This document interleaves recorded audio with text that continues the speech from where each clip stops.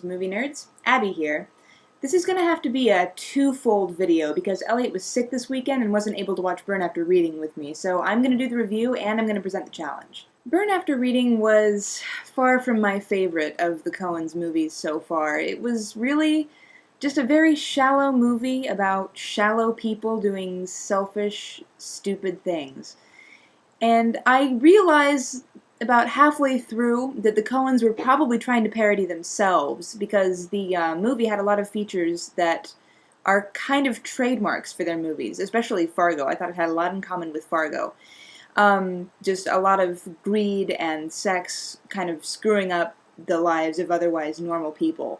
But if that was really what they were trying to do, it just didn't work out, and I think about half the cast didn't get the memo. On one hand, you had really good but very serious performances from people like Tilda Swinton, and then on the other hand, you had these crazy, just off-the-wall performances from George Clooney, who I thought was pretty annoying in the movie, and Brad Pitt, who turned in an excellent performance, but seemed kind of like he was in an altogether different movie.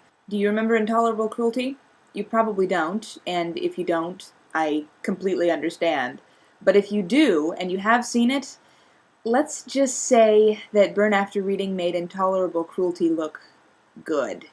Yeah, it was really that bad and that unremarkable. So, I'd say that if you really want to go see a movie this weekend, I'd give Burn After Reading a miss. I think there are much better movies that you could be checking out, both in the theater and on DVD. And really, I don't think you're going to be missing a whole lot. I don't think this one's going to be getting a lot of buzz a couple of weeks from now, a couple of months from now, even a couple of years from now.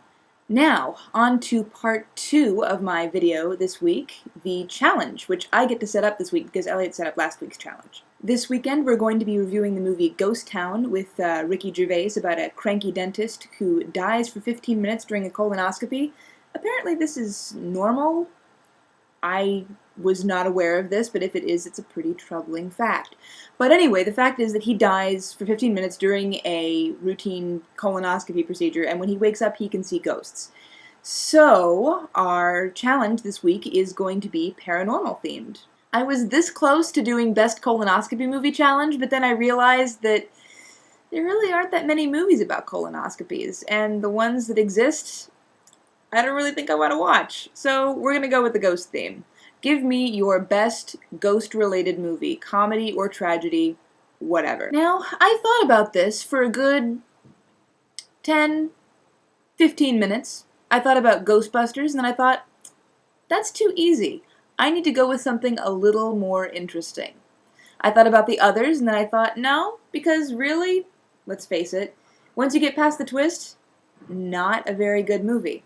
So, what am I going to pick? I'm going to go with The Frighteners, Peter Jackson's movie starring Michael J. Fox as a ghostbuster who is a little bit of a con man and actually has ghosts haunting other people's houses and doing his bidding, until he realizes that a serial killer is on the loose, making people die and making the spirits kind of roam around and just generally being very, very creepy. It's, part Ghostbusters, part Friday the 13th, all awesome, pretty much. If you ever get the chance, do check out The Frighteners. It's kind of corny, but also pretty effectively creepy, I think.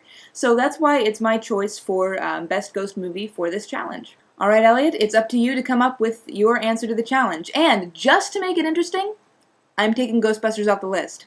I thought it was too easy, so I'm not about to let you go with it. That's all for now, guys. Tune in next time to see Elliot's response.